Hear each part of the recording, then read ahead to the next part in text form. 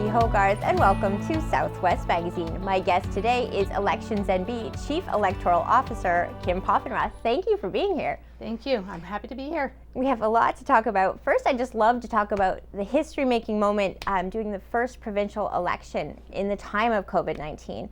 What was that experience like for you, and what have you learned from it going into the municipal elections? Well, it was certainly an event for the history books for elections in New Brunswick. We were the first province in the country to hold an election during the pandemic. It was a steep learning curve. It was very, very busy. It was quick with the snap election in 28 days. It was a bit of a whirlwind, particularly at the beginning, but it was a good opportunity for us to see exactly, were we doing the right things? Did we have the right measures in place? And it actually went really well. It was very, very hectic for our returning office staff. They had a lot of work to accomplish in a short period of time. But in the end, the election went very well. The feedback we got from New Brunswickers was that they felt very safe going to the polls. They knew about the election, and overall, for elections in New Brunswick, it was a success, really it was. Mm-hmm. And talking about going to the polls in the time of COVID, obviously voting by mail is more important than ever. What did you learn from that election in terms of voters wanting to vote in different ways or voting early, and what did you take from that for the municipal elections coming up? Voters definitely took advantage of all of the different opportunities to vote, and that was something Elections in New Brunswick really focused on. And what we're doing again for these local elections is to take advantage of all of those early voting opportunities, which do include voting by mail. And we learned some lessons about things we can do to make it easier for voters, because there were some challenges around the vote by mail, particularly people that might have access to the internet but didn't have a printer, for example, to download an application and fill it out and send it in. So over the Christmas holidays, one of the very, very hardworking members of the staff at Elections in New Brunswick created an online portal where people can actually apply directly online without having to download or print off anything to apply for a mail-in ballot. Okay. And what was also a challenge was, in that short period of time, having enough time for people to get their ballots back to the offices. So in the provincial election, what we did is, because we knew people would take advantage of that, the opportunity to vote by mail because of COVID, we had decided ahead of time that we would pay for the return postage, which isn't normally done for mail-in ballots, but they were still hard for voters to get those ballots back on time. So what we're doing for this election is we're actually sending everyone who receives a mail-in ballot a priority post courier envelope that's prepaid by Elections New Brunswick. It has the address pre-printed on it of the returning office it has to go back to. So that will significantly speed up the return of those mail-in ballots. Okay, and if you are voting by mail, does it have to be mailed and get there in time for May 10th, or can it be mailed day of the election? The ballots have to be back to the returning office by May 10th at 8 p.m. Okay. Now, except of course for the areas that are in lockdown, their voting is suspended for the time being. So whatever is set for their new election day will be the date that those ballots have to be back in the Edmundston area and the upper Madawaska region. Okay, and since you have an election to look back on already in the time of COVID, did you notice a significant amount of New Brunswickers choosing to vote by mail more so than times before? Oh, absolutely. In the past, it would be maybe 100 or 200 mail-in ballots tops. It would just be students who were going to school out of province who are originally from New Brunswick, maybe people who are working out at the province temporarily. But in the provincial election, over 13,000 mail-in ballots were submitted. Now, wow. About half of those were people living in long-term care and special care homes, and that's how we dealt with the voting in those facilities where access was significantly limited due to COVID. But there were still, in the area of between 7,000 and 8,000 people voted by mail. So that's a huge increase. And all of that extra work was on our returning office staff across the province. Now, I know we have early voting coming up, and we're going to talk a little bit about that. But if you wanted to vote right now, at the time of taping this, I should say, in case it airs again after, if you wanted to vote now, you can. Can you tell people how you would do that if you were, and I think a lot of people in the time of COVID might want to go on their own schedules and not even wait for the early voting. So how would you do that? You just have to go into your local returning office. Now, during The local elections, we don't have as many returning offices as there are during a provincial election, but there are 23 returning office and satellite returning offices across the province. So the large part of your viewership would be in the Charlotte County area, and the returning office is in St. Stephen, but we also have a satellite returning office in Grand Manan. So you can go into those returning offices, and if you want to find out the address, you just go to electionsnb.ca. And you can go in. Those offices are open Monday to Friday, 9 a.m. to 7 p.m. And then on Saturday, they're open from 10 a.m. to 5 p.m. And you can go in at your leisure, whatever time is convenient for you, and vote. Okay, and I'm sure a question you're getting a lot has to do with the lockdown and how that's not only affecting right now what we know of Zone 4, but the whole province in terms of results. Can you talk a little bit about, well, first of all, I'm sure that's greatly affecting your job, but how will it affect the results and what can voters expect? So it is affecting the results reporting for right across the province. So voters that are in that area that are locked down, all voting is suspended for them. Once the lockdown is lifted, then we will reschedule the dates for voting. What we're anticipating is that for basically every week that they're locked down, that will move the election date by 1 week. In terms of the results reporting, we can't report any results for anywhere in the province until they're able to vote in the sort of the larger Edmundston area. Okay. And why exactly would that be for in terms of RHAs and DECs? Does that have to do with the regional areas being different? Yeah, there's a couple of reasons why those results have to be delayed. And one of those is the fact that the RHA subregions and the school districts, they overlap areas that are in lockdown and not in lockdown. So you can't be reporting results for contests where people are still voting. Okay. But the other reason is that what people may not be aware of is you can actually vote for any contest anywhere in the province at any of the returning offices. Okay. So, for example, it wouldn't be unusual for a student who's from Campbellton might be attending community college in Edmundston, or going there. UDEM has a campus in Edmundston as well. So that those students that are currently living in Edmundston are in lockdown. Normally they would be able to go into the returning office in Edmundston and vote for mayor and council in Campbellton. And so until that returning office opens again, they can't vote. And it's a best practice in election management across the world that you don't release results while there's people that are still able to vote for that contest. So that's the reason we can't release results until voting's closed in the Edmundston area, because there could be people up there voting even for your mayor and council here in St. Andrews, because if they're working temporarily in that area. Sounds fair enough. And then do you have to plan for the possibility of other lockdowns? How does it affect your job and how you navigate this as the pandemic is obviously still going on? It definitely impacts the job. We're constantly coming up with logistical plans for how to handle these things. What we've done is looked at what's the best way, for example, to report those results, because there were concerns.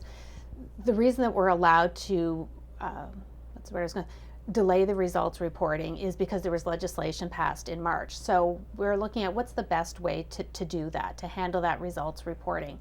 And there was a concern when the legislation was introduced about security around the ballots and the tabulation machines. So what our plan is to have all of those tabulation machines and the ballots secured and returned to Fredericton, and we're going to actually take care of all of the results reporting and the tabulation from the machines in Fredericton. Our plan is, we're still working out the logistics. We're going to live stream that so that candidates or scrutineers, regardless of where they are in the province, will be able to observe the process. So it's completely secure by having all of those important election materials back in a secure facility in Fredericton, but then it's going to be live streamed so that it's completely transparent. People who want to see how things are being done will be able to watch that process. So those are the sorts of things we have to think about. And then, of course, if I had some wood handy, I would knock wood that another area doesn't go into lockdown before the election is over. But if that happens, then that delays the results reporting further. Obviously, all of Canada had their eyes on New Brunswick when you did the provincial election in the fall. What was some of the COVID protocol you had to really set the bar for? And what do you bring to this election now? A lot of the protocols are the same as what people would have seen when they went to vote in the fall. It was the standard, social distancing, making sure that there was enough space, or limiting the numbers in the polling location, so people had to line up outside. We ensured that every elector was sanitizing their hands when they entered the poll, when they left the poll, having a staff member who was solely responsible for going around and cleaning those high contact surfaces, wiping down the markers, the secrecy sleeves, all those sort of things. Everybody was wearing masks. So people are going to see the same sort of thing when they go to vote, whether it's at the returning office or at the polls. And all the kinds of protocols that people have gotten very used to seeing over the last 13, 14 months, whether they're going to the grocery store or to the pharmacy. Mm-hmm.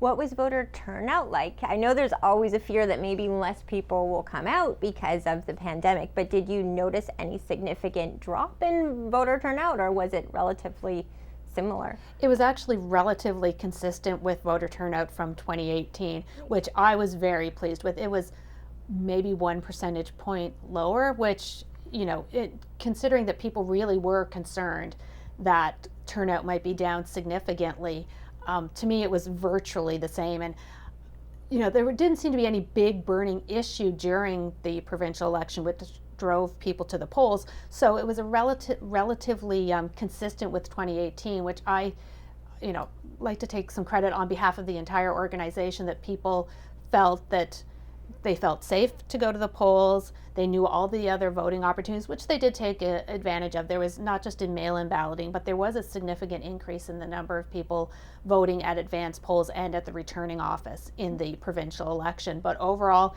it was a very similar turnout. So we take great pride in that fact, because it means people knew what their opportunities were and they took advantage and weren't afraid to go out and vote. And we did do some surveying after the election, and the results of that survey in terms of how safe people felt at the polls, I can't remember the numbers off the top of my head, but they were well into the 90s, that people felt safe and they felt that Elections New Brunswick had taken the appropriate measures to keep voters and our workers safe, because it's very important. We have a huge number of New Brunswickers who work at the polls during the election as well. Well, that's great to hear going into the municipal elections. I'm curious about candidates. Did you notice, we found in Southwest New Brunswick that a lot more people during the pandemic have gotten interested in municipal politics, have been paying attention to Zoom councils, and have put their names forward to run. Are those numbers the same as the last municipal election, or are they higher or lower? Surprisingly, once again, because people did have the big question, are people going to be interested in getting involved in campaigning and putting their name forward during a local election during COVID, during the pandemic?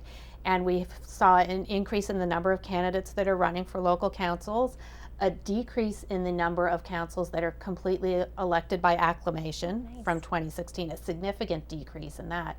In 2016, there were 17 councils across New Brunswick that were completely elected by acclamation. For 2021, that's down to 9. We'd still like to see a contest in every municipality, but the fact that we've gone from 17 to 9 in a year when people were concerned whether or not anyone would put their name forward, I think goes to what you're saying. I think during COVID, people have actually gotten more interested in local politics, and perhaps it's reflection on the fact that people really do realize that these local bodies make very important decisions that impact the day-to-day lives of the people who live in their area, whether it's for school boards, the health authority, and municipal councils. What are the numbers like generally, municipal versus provincial? Do people come out as much for municipal, and do you see it more, let's say, if there's just mayors running or councillors running? Is there a difference, do you see, in the numbers for what people come out to vote for? Yeah, there's definitely a significant difference in the voter turnout between provincial and municipal elections, and that's one area I'd really like to see an improvement on for the municipal elections. The average voter turnout for a local election, so from 2016, was around 45%. Whereas we have around 64-65% for the last 2 provincial elections in 2018 and 2020. So it's significantly lower, but it varies significantly across the province. There's at least one municipality, and I can't remember all of the names, but one municipality in 2016 had over an 80% turnout for their local election. Then another municipality where turnout was around 13%. Wow. Yeah, so, and it usually, if there's a contest for mayor, that does tend to drive voter turnout. But in Fredericton, for example, in 2016, there was a contest for mayor and voter turnout was only around 34 or 35%. So it's sometimes hard to pinpoint exactly what it is that drives people out to vote, whether it's having a contest for mayor or is there some issue that's really driving people to the polls. For example, I was visiting returning offices over the last number of weeks, and the end of last week I was visiting our returning office in Tracadie. And on Thursday alone, they had 100 people into the returning office to vote just on that one day. So, and obviously there's a great deal of interest on the peninsula for the local elections that are going on. And I hope that's representative of what's going to happen elsewhere in the province. You and I were talking a while ago about some ballots having specific information on it for a community. For instance, Black's Harbour will be voting about chickens. I'll let you explain it. Yes, they're voting on whether or not to amend their rural plan, which is essentially their zoning bylaw, to allow for, I believe it is 6 egg-laying hens in an enclosure, which I think perhaps when you interviewed me previously, I said leg-laying hens, but I think it's egg. So what else could be on a ballot? I know sometimes, especially for new voters, you go into a voting booth and realize there's decks or RHAs. So what people likely to see and what should they expect to be voting on when they go in? I know it will be different depending. Yeah, it's definitely a far more complex ballot than a provincial election. So depending on where a voter is, they could be voting on their mayor. Some municipalities elect all of their councillors at large. So if that's the case, there may be 9 names on the ballot and you have to vote for 4 or 5. Others, like the city of St. John, elect some councillors at large and others by ward. So those would be two different spots on their ballot. There's also elections for District Education Council, Regional Health Authority board members, and then finally in at least 2 locations we have Black's Harbour, where they're voting on the hens, and in the St. Quentin area, they're voting on whether or not a rural portion will amalgamate with the village of St. Quentin. Okay. I have a question too about, can you leave something blank? If, let's say, you didn't want to vote on, you didn't have an opinion on chickens, could you leave that blank? Could you also, another question that I've heard from people in town is, let's say there's 6 council spots and you only had 4 names. Can you just put 4 down? What are the rules in terms of what can be put on a ballot? Should you be voting on something, let's say, you're not familiar with, or should you just leave it blank? If you don't feel comfortable voting for one of the items, if there's a question on the ballot that you don't have an opinion on, such as in Black's Harbour, your ballot will still be completely valid for all of the other contests. Similarly, if you have to vote for 6 members for council and you only feel comfortable voting for 4, that's a completely valid ballot as well. Okay. Yeah. And then in terms of people that live in an LSD, I'm just curious if you can vote on something like RHAs and decks if you're not necessarily voting for council in your area. How does that work? Yeah, absolutely. Those individuals that live, as you say, in LSD, so in unincorporated areas of the province, they do have RHA board members and school district. So it really depends. The one area where, going back to interest from candidates, sort of the largest area where we didn't have candidates on the ballot is actually in the district education councils, particularly on the Anglophone sector. So even though the individuals could vote if there was a contest, a lot of voters, particularly in rural areas, are going to find themselves going into the ballot box and perhaps only voting for either an RHA board member or just the school district, more likely the RHA. But yes, it's important, and that's what I think a lot of people who live in rural New Brunswick don't realize. We refer to these colloquially as municipal elections, but they're really local elections, which include those school district and health authority board elections, which are really important regardless of where you live in the province. I know that campaigning is always, there's always rules around it, and COVID changes the dynamic of that as well. What are some of the guidelines for campaigning, not just during a pandemic, but in general for a municipal election? Are there rules people have to keep in mind, and what are they? There are, to be perfectly honest, there are less rules around campaigning for the local elections than there are for a provincial election, because in the municipal elections, there's no rules around how much can be spent, fundraising, that sort of thing. But there are some very basic rules people have to keep in mind.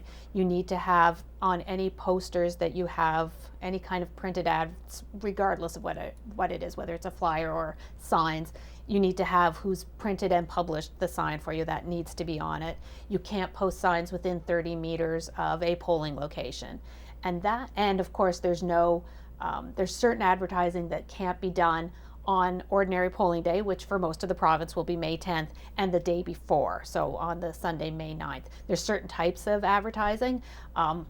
There's things you can do, things you can't do. So I don't want to get into a lot of details, but we do have information on what's allowed and what's not allowed on those, what we call the restricted advertising period. A lot of people like to refer to it as a media blackout, which isn't entirely true, because there are certain things you can still do. You don't have to take your signs down, for example. Okay, and I'd love to know a little bit about what your life is like. I know that you're on the road today in Southwest New Brunswick. What is the whole election period like for you leading up to May 10th? Where do you go every day? Are you always on the road?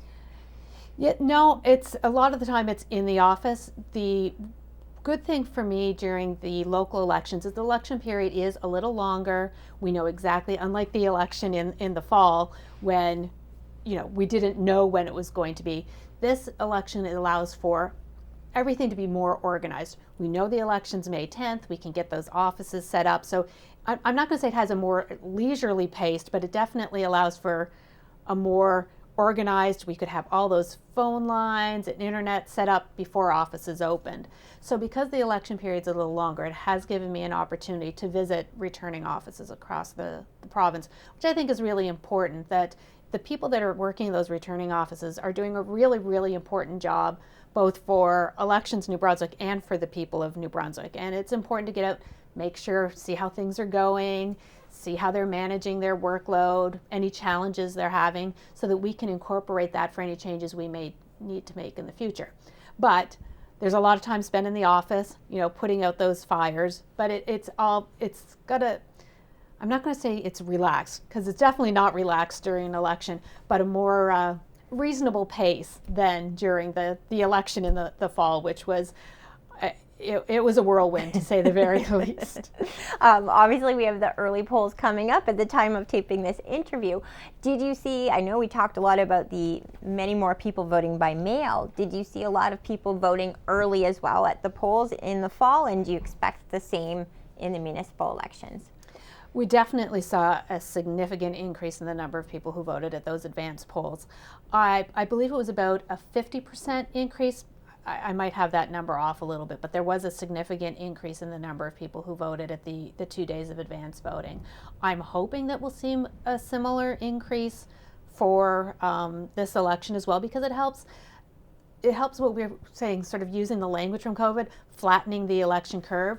The more we can spread out that voting to reduce congestion at the polls, the better it is for everyone. It just keeps things a little safer. And so it's just something that, we're doing everything we can at Elections New Brunswick to keep voters safe. And that's the one thing they can do to help us keep everyone safe, is to sort of flatten that out. So I'm hoping we see a similar shift in voting patterns so that everybody doesn't go to the polls on May 10th. And again, May 10th, we won't know the results until everyone's able to vote, and that might be a few weeks delayed or so. Will council just function as normal until we have those results? Is that the idea?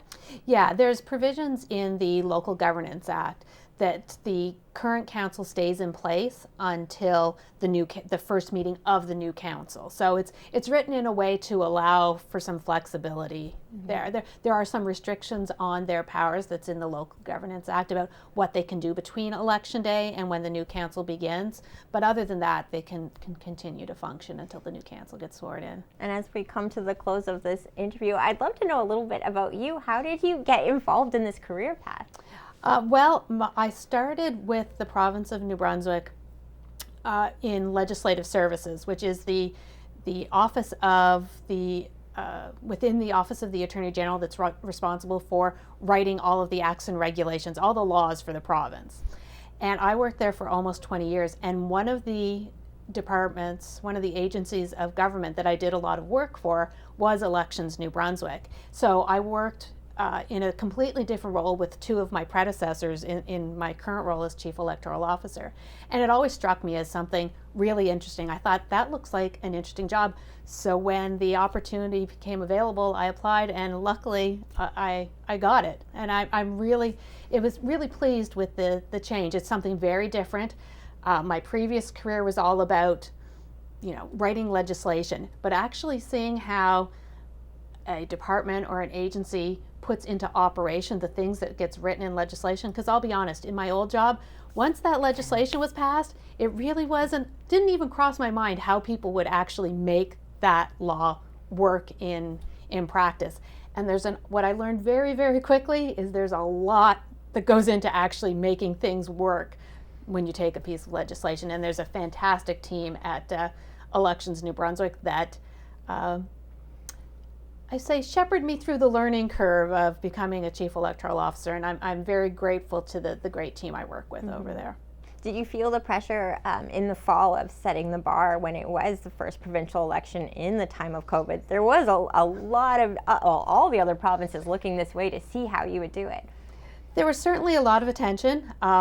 New Brunswick usually doesn't attract a lot of national media attention for how we're going to run our elections. So there was certainly a strong feeling of, don't mess this up.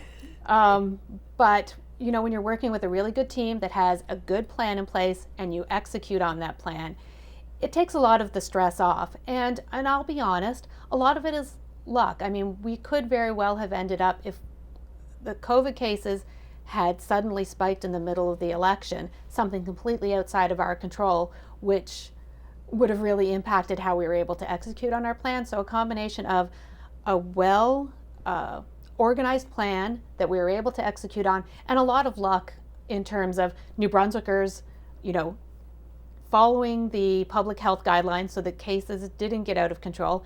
And New Brunswickers were absolutely wonderful about complying with the guidelines and the public health measures we had in place when they went to the polls. We had very little kickback or people objecting to wearing their masks when they went, or social distancing and that sort of thing. And the weather was great, so people didn't mind, lining up outside for 15 or 20 minutes. So there was those things that we had control of that I felt we did everything we could. And then there was a lot of those sort of, like I say, things that worked in our advantage that we had little to no control over that worked to our benefit. Well, thank you for all you do, and thank you for being here today. Thank you very much, Vicki. It was an absolute pleasure seeing you again. My guest today has been Chief Electoral Officer Kim Poffenroth.